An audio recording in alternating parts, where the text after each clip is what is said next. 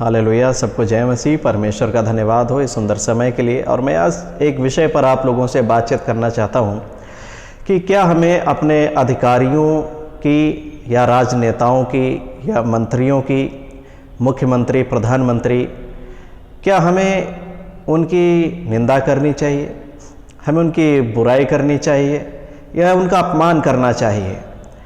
क्योंकि ये सवाल मैं आप लोगों से इसलिए पूछ रहा हूँ क्योंकि आजकल एक बहुत ज़्यादा एक वीडियो वायरल हो रही यूट्यूब पर, जो कि एक अपने आप को एक व्यक्ति हैं जो अपने आप को पास्टर कहते हैं, जिनका नाम शायद आशीष राजकुमार है। और उनका मैंने वीडियो देखा था और उस वीडियो में उन्होंने बहुत ही अपने राजनेताओं के लिए, अधिकारियों के लिए, मुख्यमंत्री, प्रधानमंत्री के लिए, सारे राजनेताओं के लिए उन्होंने बहुत ही अभद्र भाषा का प्रयोग करके अनाप शनाप बका है। और मुझे मालूम नहीं कि वो अपने आप को पास्टर क्यों कहते हैं, क्यों वो सेवा करते हैं, मुझे नहीं पता। लेकिन बाइबल हमें इस बारे में क्या बताती है, बाइबल हमें क्या सिखाती है कि क्या हमें अपने अधिकारियों की, राजनेताओं की, मंत्रियों की, मुख्यमंत्री या प्रधानमंत्री की हमें निंदा करनी चाहिए, उन्हें गाली देनी चाहिए, उन्हें अपमान करना चाहिए? क्या बाइबल हमें इस बारे में सिखाती है, क्या इजाज़त देती है, या बाइबल हमें इसके विपरीत कुछ सिखाती है? और आइए आज हम लोग इसी विषय के बारे में जानेंगे कि हमारे अधिकारियों के विषय में, हमारे प्रधानमंत्री, मंत्री के विषय में, मुख्यमंत्री के विषय में, अधिकारियों के विषय में बाइबल हमसे क्या कहती है और आज बहुत सारे लोग क्या कर रहे हैं। हम इस बात को आज जानेंगे। जब हम रोमियो की पत्री को पढ़ते हैं, 13 अध्याय को, उसके जब पहले पद को जब हम पढ़ते हैं तो यहाँ पर लिखा हुआ है, हर एक व्यक्ति शासकीय अधिकारियों के अधीन रहे, क्योंकि कोई अधिकार ऐसा नहीं जो परमेश्वर की ओर से ना हो, और जो अधिकार है वे परमेश्वर के ठहराए हुए हैं। हालेलुया। बाइबल हमें स्पष्ट रूप से बताती है कि ऐसा कोई अधिकार नहीं है जो परमेश्वर की ओर से ना हो। इस संसार में जितने भी सारे देश हैं, उनके जो भी मंत्री हैं, नेता हैं, सरकारें हैं, क्या ऐसा कुछ है जो परमेश्वर की नज़रों से छुपा हुआ है, जिसे परमेश्वर नहीं जानता? और क्या कोई ऐसा अधिकार है जो परमेश्वर की ओर से ना हो? बाइबल हमें बताती है कि सारे अधिकार परमेश्वर की ओर से हैं। परमेश्वर ने लोगों को अधिकार दिया, इसलिए वो राज्य करने पाते हैं, अधिकारी होते हैं, और तमाम प्रकार के शासकीय, प्रशासकीय लोग होते हैं जो सारी चीज़ों को मैनेज करते हैं, कंट्रोल करते हैं और उसको सुचारू रूप से चलाते हैं। बाइबल हमें स्पष्ट रूप से बताती है कि ऐसा कोई अधिकार नहीं है जो परमेश्वर की ओर से ना हो। जब हम दानियल की किताब को हम पढ़ते हैं, हो सकता है कि आपके मन में ये बात सुन करके आपके मन में कुछ सवाल उत्पन्न हो, इसलिए मैं आपके सामने एक पद को पढ़वाना चाहता हूँ। जब हम दानियल की पुस्तक को पढ़ते हैं, इसके 4 अध्याय को, और यहाँ पर जब 4 अध्याय को हम पढ़ते हैं तो ये 4 अध्याय शुरू होता है, राजा नबूकदनेस्सर जो बेबीलोन का राजा था, वो एक दूसरे स्वप्न को देखता है। पहले स्वप्न को उसने देखा था, आप जानते होंगे, पढ़ा होगा बाइबल या पढ़ लीजिएगा, बहुत सारे लोग जानते भी हैं। जो पहला स्वप्न उसने देखा था मूर्ति का, उसके बारे में आगे आपको बताऊंगा। लेकिन ये दूसरा स्वप्न, जब वो सो रहा था अपने पलंग पर अपने राजमहल में, तो उसने देखा कि एक बहुत ही ऊंचा वृक्ष है जो धरती के बीचों बीच में है, और उसकी छाया पूरी पृथ्वी पर है। उसके फल लोग खाते हैं, उसके नीचे छाया में बैठते हैं, पशु पक्षी उसमें आकर के ठिकाना लेते हैं उसके नीचे, उसकी डालियों पर पक्षी अपने घोंसलों को बनाते हैं, बैठते हैं। लेकिन एकाएक क्या हुआ, एक स्वर्गदूत को उसने आते हुए देखा और कहा कि उस स्वर्गदूत ने कहा कि इस वृक्ष को क्या करो, काट डालो, लेकिन उसके ठूंठ को रहने दो। जब ये राजा ने स्वप्न को देखा, इस दानियल की किताब में 4 अध्याय में हम पढ़ते हैं दूसरे स्वप्न को, राजा नबूकदनेस्सर ने, तो उसका मन व्याकुल हो गया। और पहला जो स्वप्न उसने देखा था मूर्ति के विषय में, उसको दानियल ने समझाया था, पवित्र आत्मा ने, परमेश्वर की आत्मा ने उस पर प्रकट किया, और इसलिए दानियल और सदरक, मेशक, अबेदनगो जो दानियल के मित्र थे, उन पर यह भेद प्रकट हुआ, और दानियल ने उसको एक एक करके बताया। और नबूकदनेस्सर जानता था कि दानियल ही एक ऐसा व्यक्ति है बेबीलोन में जो उसके स्वप्न का अर्थ बता सकता है। और जैसे ही राजा ने अपने स्वप्न का अर्थ बताया तो दानियल ने उस स्वप्न के अर्थ को समझा दिया। उस स्वप्न को जो राजा ने बताया था उसके अर्थ को दानियल ने समझा दिया। लेकिन दानियल यहाँ पर एक बात कहता है, यहाँ पर लिखा हुआ है, राजा ने स्वप्न में एक बात देखी थी। इसके 4 अध्याय उसके 17 पद में लिखा है, जो पवित्र स्वर्गदूत कह रहा था। यहाँ पर लिखा है कि जो जीवित हैं वे जान लें कि परम प्रधान परमेश्वर मनुष्यों के राज्य में प्रभुता करता है और उसको जिसे चाहे उसे दे देता है, और वह छोटे से छोटे मनुष्य को भी उस पर नियुक्त कर देता है।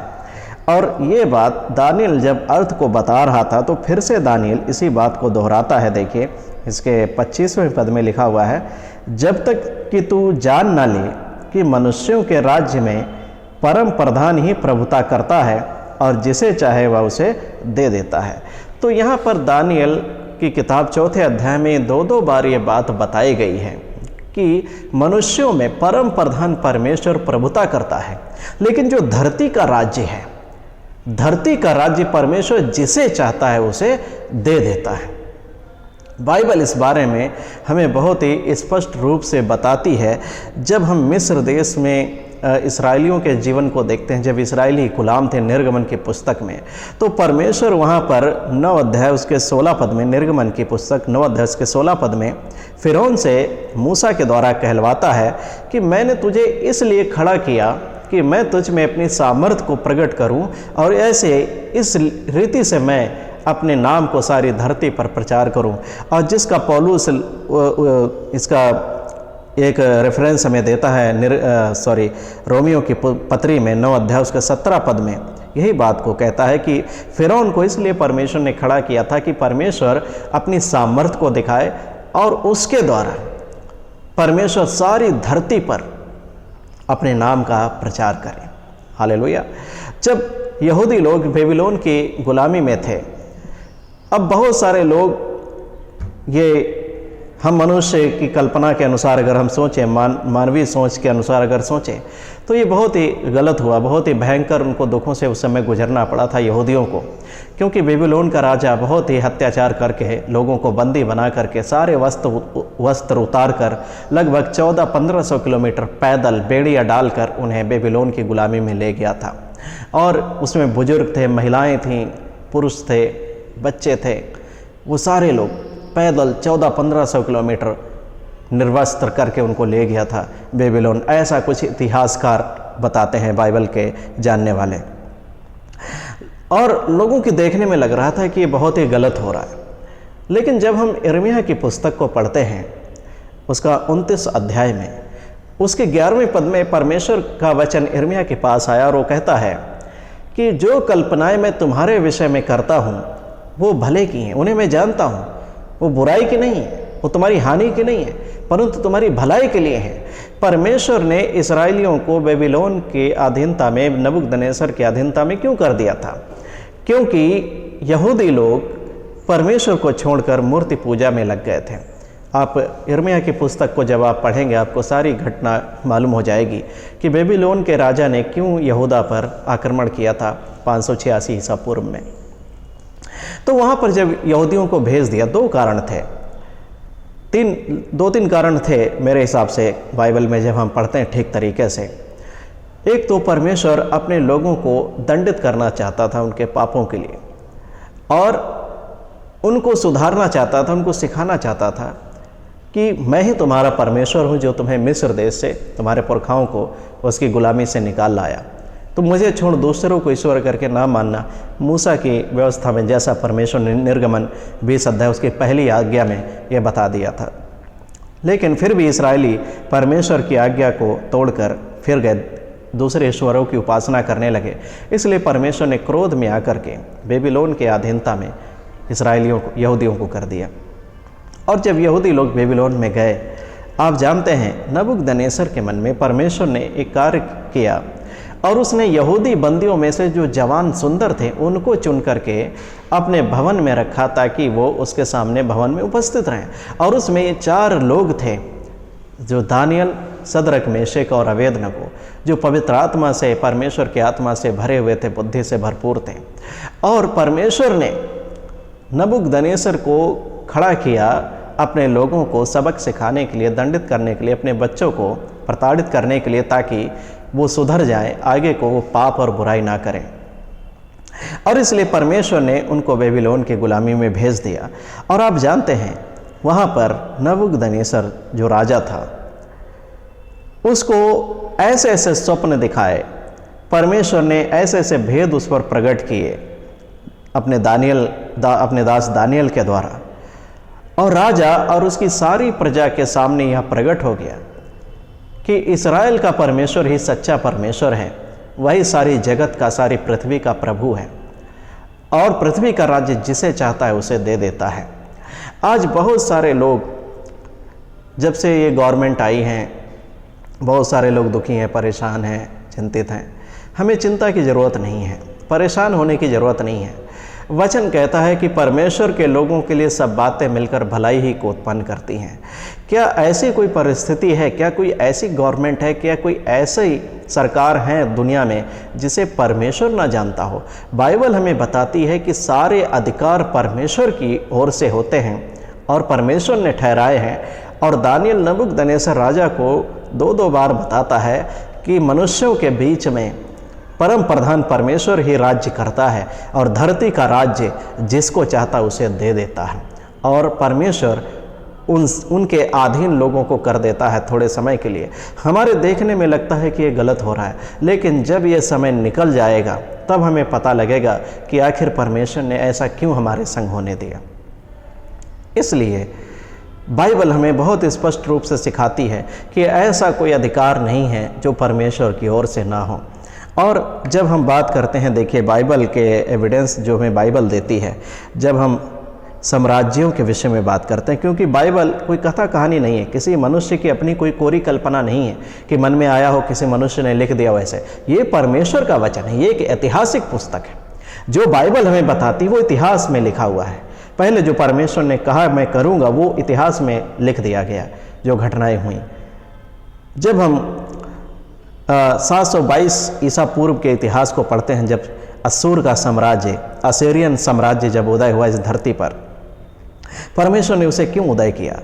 जब हम इसका दूसरा राजा, उसका 17 अध्याय 7 पद पढ़ते हैं, परमेश्वर सामरिया के लोगों को, जो उत्तरी इस्राएल था, दक्षिणी यहूदा और उत्तरी इस्राएल, जो उत्तरी ऊपर का इस्राएल था, उन इस्राएली लोगों ने, जिसकी राजधानी सामरिया थी, उन इस्राएलियों ने परमेश्वर को छोड़कर मूर्ति पूजा में लग गए थे। इसलिए परमेश्वर ने अपनी संतानों को उनके द्वारा दंडित करने के लिए, उनको सबक सिखाने के लिए असूर के साम्राज्य को, असीरियन साम्राज्य को उदय किया और उनके द्वारा चढ़ाई करवाकर सामरिया का पतन करवा दिया। और उस राजा ने सामरिया के लोगों को लेकर के, उत्तरी इस्राएल के लोगों को लेकर के वो बेबीलोन में ले जा कर के उनको बसा दिया, और वहाँ की जातियों को सामरिया में ला कर के बसा दिया था।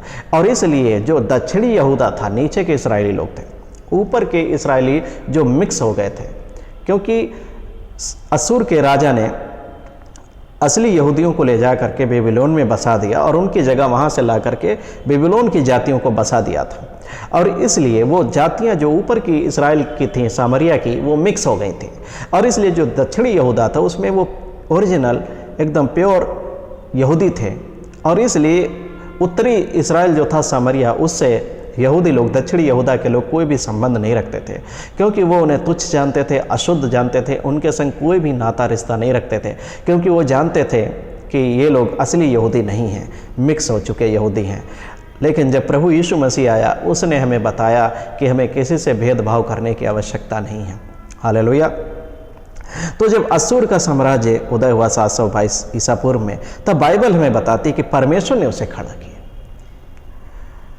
जब 586 ईसा पूर्व में जब बेबीलोन का साम्राज्य उदय हुआ, राजा नबूकदनेस्सर आया यहूदा को दंडित करने के लिए, परमेश्वर ने बेबीलोन को खड़ा किया। बाइबल हमें ऐसा बताती है, यिर्मयाह की पुस्तक को आप पढ़िएगा। और यहाँ पर देखिए, इतना ही नहीं, परमेश्वर ने राजा नबूकदनेस्सर को उसके बाद धरती पर उदय होने वाले राज्यों को भी मूर्ति के दर्शन के द्वारा दिखाया था। जो मूर्ति, सोने की मूर्ति जो राजा नबूकदनेस्सर ने देखी थी, और उसमें सोना था, पीतल था, तांबा, लोहा, जो भी था, कई प्रकार के धातु थे। और वो मूर्ति जो देखी, विशाल मूर्ति, और एक चट्टान जो पहाड़ से बिना किसी के खोदे उसमें से निकले, और मूर्ति को क्या किया, जब मूर्ति से वो टकराई, सिर से लेकर पैरों तक उस मूर्ति को चकनाचूर कर दिया। वो भूसे के समान उड़ गई और उस मूर्ति के कणों का पता तक नहीं लगा। लेकिन वो जो चट्टान थी वो पूरी धरती में फैल गई और पूरी धरती को छा लिया। जब इस दर्शन को देखा नबूकदनेस्सर ने, दानियेल ने परमेश्वर की आत्मा की अगुवाई में उसको समझाया कि उसका अर्थ क्या है, और वो परमेश्वर ने राजा नबूकदनेस्सर के ऊपर प्रकट कर दिया था कि आने वाले समय, आने वाले दिनों में, आने वाले वर्षों में उसके राज्य के बाद और भी राज्य इस धरती पर खड़े होंगे। और उसमें से क्या क्या थे जिसे दानियेल ने समझाया। पहला था मादियों का साम्राज्य, दूसरा था फारस का साम्राज्य, बाद में मादी और फारसी एक ही राज्य हो गए थे। तीसरा था यूनान का साम्राज्य, और चौथा था रोम का साम्राज्य। तो धरती पर ऐसा कोई भी साम्राज्य जो उदय हुआ, जो जिसने शासन किया, जो सरकारें जिसकी रहीं, जिसने लोगों पर अपना आधिपत्य जमाया, लोगों को अपने अधीन कर लिया, गुलाम बनाया, ऐसा कोई भी साम्राज्य नहीं, ऐसा कोई भी अधिकार नहीं है हुआ इस धरती पर जिसके बारे में बाइबल हमें ना बताती हो। और बाइबल हमें बताती है कि जितने भी अधिकार हैं, जितने भी लोग शासन करते हैं इस धरती पर, सबको परमेश्वर ने अधिकार दिया है, ठहराया है। और एक समय आया, असूर के घमंड के कारण परमेश्वर ने उसको बेबीलोन के द्वारा दंडित किया।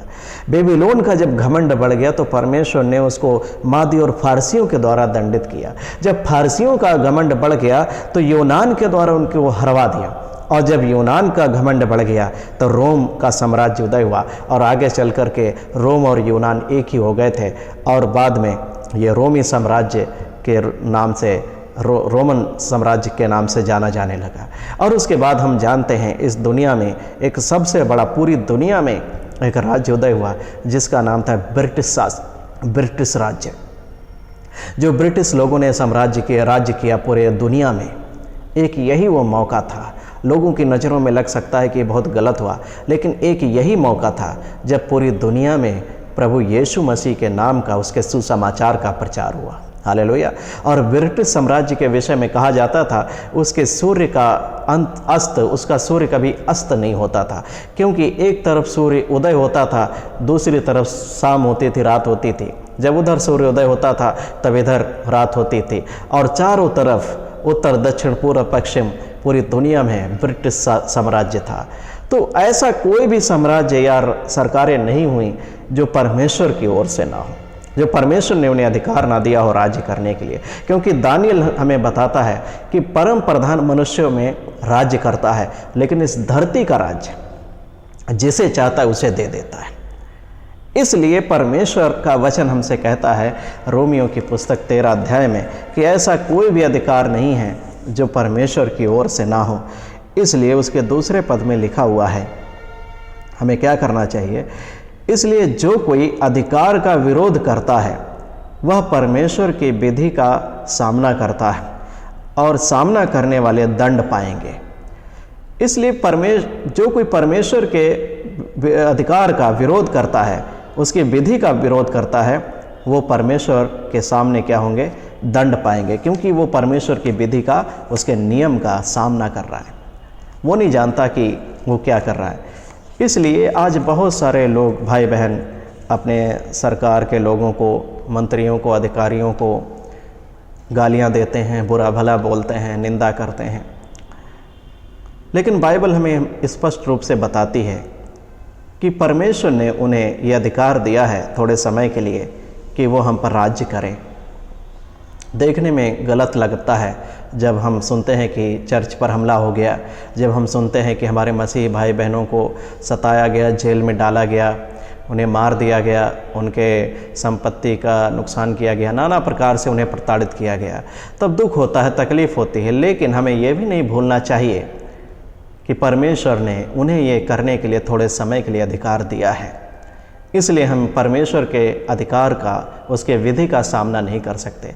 बुरा भला कहने के बजाय, उन्हें गालियां देने के बजाय, उनकी निंदा करने के बजाय परमेश्वर हमसे एक बात को चाहता है कि हम उनके लिए करें।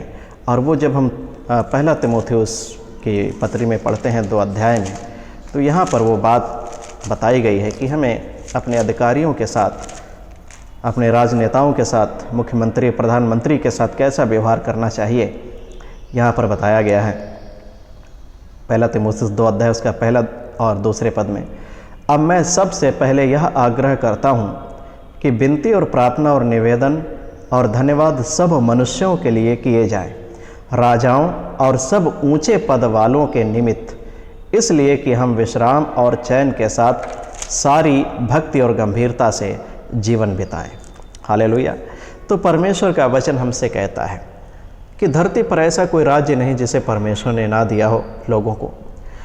और रोमियो में परमेश्वर कहता है कि हमें उनके लिए प्रार्थना, उनके अधिकार में रहना चाहिए। तीमुथियुस में पौलुस कहता है कि हमें अपने अधिकारियों के लिए, अपने राजाओं के लिए, मंत्री के लिए, प्रधानमंत्री, मुख्यमंत्री के लिए प्रार्थना करना चाहिए। और फिर जब ये बाइबल हमें शिक्षा देती है तो हम में से बहुत सारे लोग क्यों परमेश्वर की विधि का सामना करते हैं। वो खुलेआम लोगों को गालियां दे रहे हैं, अधिकारियों को, मंत्रियों को, मुख्यमंत्रियों को। आप नहीं जानते, आपके इस बचकानी हरकत की वजह से आपके बहुत सारे मसीही भाई बहन संकट में पड़ जाएंगे। आप परमेश्वर का काम करने वाले नहीं हो, बनाने वाले नहीं हो, बिगाड़ने वाले हो। अगर आप ऐसा करते हो, जो परमेश्वर ने जिन अधिकारियों को हमारे ऊपर ठहराया, नियुक्त किया, आप उनको गालियां देते हो, तो आप परमेश्वर के कार्य को करने वाले नहीं, परमेश्वर के कार्य को बिगाड़ने वाले हो। आप परमेश्वर के लोग नहीं हो सकते। और आपकी इस दुष्टता की वजह से, इस गलत हरकत की वजह से आपके बाकी भाई बहन भी खतरे में पड़ेंगे। और ये इसी को बोलते हैं आ बैल मुझे मार। ये कहावत हमारे यहाँ बोली जाती है, जबकि हिंदी में कहावत है पूरे देश में बोली जाती है, आ बैल मुझे मार। इसे बोलते हैं आ बैल मुझे मार। और इसे बोलते हैं मसीह के जुए को, जो उसने सहज और हल्का जुआ हमें उठाने के लिए दिया है, उसको भारी कर देना। झूठे नबी हनन्याह के समान, जिसने इर्मिया की गर्दन पर से लकड़ी का जुआ उतार कर लोहे का जुआ बना लिया था। तो हम ऐसी हरकतें ना करें। और ऐसे लोगों के विषय में जो अपने अधिकारियों को, अपने मंत्रियों को, प्रधानमंत्रियों को परमेश्वर ने जो अधिकार ठहराए हैं, उनको गालियां देते हैं, उन्हें बुरा भला कहते हैं, उनके विषय में एक वचन लिखा हुआ है। देखिए, ये जब हम यहूदा की पत्री को पढ़ते हैं, इसमें एक ही अध्याय है यहूदा की पत्री, और उसके 8-9 पद को हम लोग पढ़ेंगे। यहाँ पर लिखा हुआ है, उसी रीति से ये स्वप्नदर्शी भी अपने अपने शरीर को अशुद्ध करते और प्रभुता को तुच्छ जानते हैं और ऊंचे पद वालों को बुरा भला कहते हैं। परंतु प्रधान स्वर्गदूत मिकाइल ने जब शैतान से मूसा के शव के विषय में वाद विवाद किया, तो उसको बुरा भला कह के दोष लगाने का साहस ना किया, पर यह कहा, प्रभु तुझे डांटे।